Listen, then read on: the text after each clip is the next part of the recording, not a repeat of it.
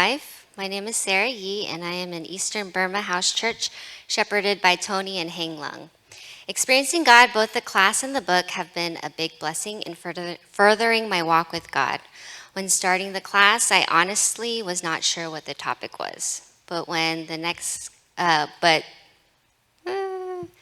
this is just the next class after taking Transforming Life Bible Study. But upon receiving the book, I was pleasantly surprised to read Knowing and Doing the Will of God on the front cover. This topic is one that has been elusive to me and difficult to understand. How can I know God's will? How do I hear God's voice? And if I hear a voice, how can I know if what I hear in my heart is God, myself, or the enemy? These are all questions I have asked myself time and time again without being able to find a clear answer or a clear way of finding the answer. So to be taking this class has truly been a gift from God. For the past few years, God has been making Romans 12:2 very real in my life.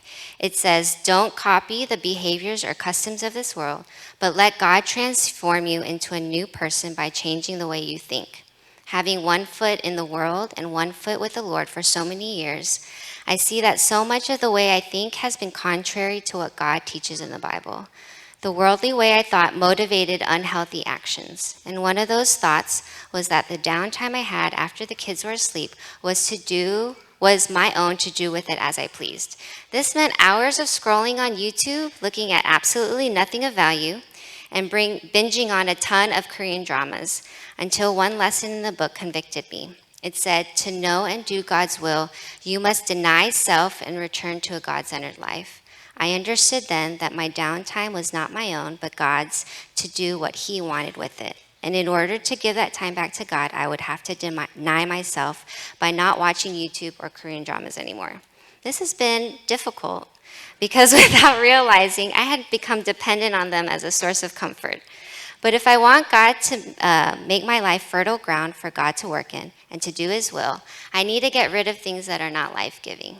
The idea of denying oneself seems negative and a loss, but we as followers of Christ deny ourselves to gain that which is greater. Another transforming thought that struck home was actually one of the first ideas we learned. Real Christianity is not a religion, but a person. It is an intimate love relationship with God. This is the first and foremost critical aspect of knowing God's will, our intimate love relationship with God. Without it, I can forget knowing God's will. Without it, knowing God's will becomes a selfish desire to complete a goal. And although this seems like a very rudimentary understanding of Christianity, oftentimes in my walk with the Lord, I get caught up in completing checklists and doing things, and I end up having no time to just sit and spend time with my Father, getting to know Him, His character, and His ways. A real and personal relationship with God is priority above all else. And in order to give it priority, I felt led to wake up early on the weekends to have quiet, completely uninterrupted time with God. I cannot know God's will without hearing from Him. And how can I hear from God unless I spend time with Him? And how can I recognize God's voice unless that time I spend with Him is frequent and intimate? There's so much more that I learned through this class, but these are the two concepts that were the most impactful and foundational.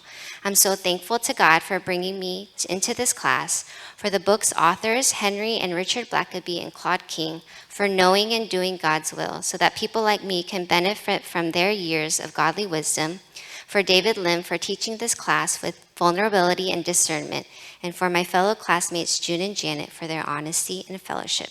Thank you for listening.